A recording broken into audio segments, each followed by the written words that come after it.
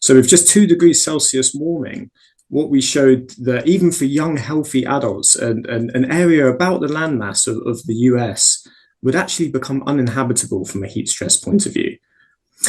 But when we extend that to elderly individuals who have a lower thermoregulatory capacity to control their body temperature, that extended to over a third of the landmass with just 2 degrees Celsius of warming. So, so some quite alarming data, really.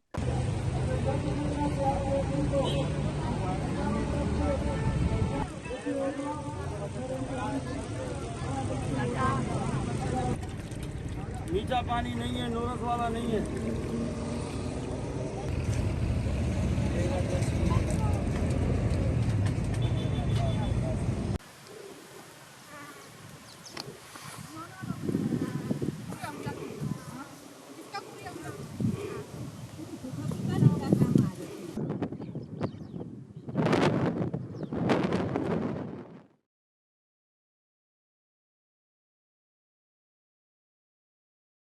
These types of issues aren't necessarily centered on quite specific areas, because there are some areas like Bangladesh and Pakistan that are much more vulnerable to high levels of humid heat.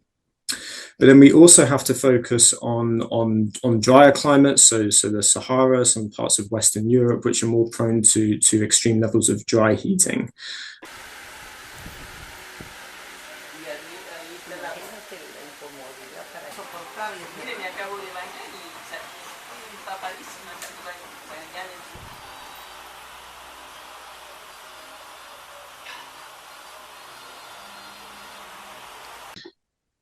The cells and the tissues in your body can't survive being at a core temperature of around 41.5 degrees Celsius.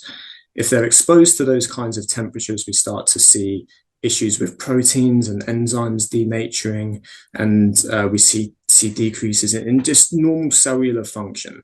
So we see cell death occurring at those types of temperatures that they're exposed to, which would then lead to multiple organ failure.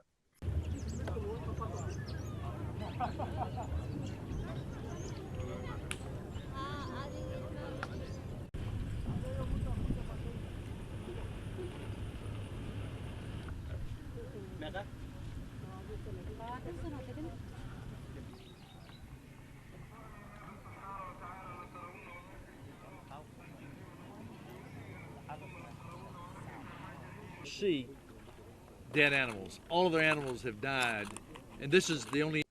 I think that that if we cross these boundaries, it will result in very widespread health issues and potentially mass migration as well. What we really don't know is the level of adaptation that takes place in some of these areas. So the lead author on the paper, Tom Matthews, is actually now doing field work in Pakistan to try and understand, does the body start to adapt to these levels of heat stress, which we just don't see in Western regions?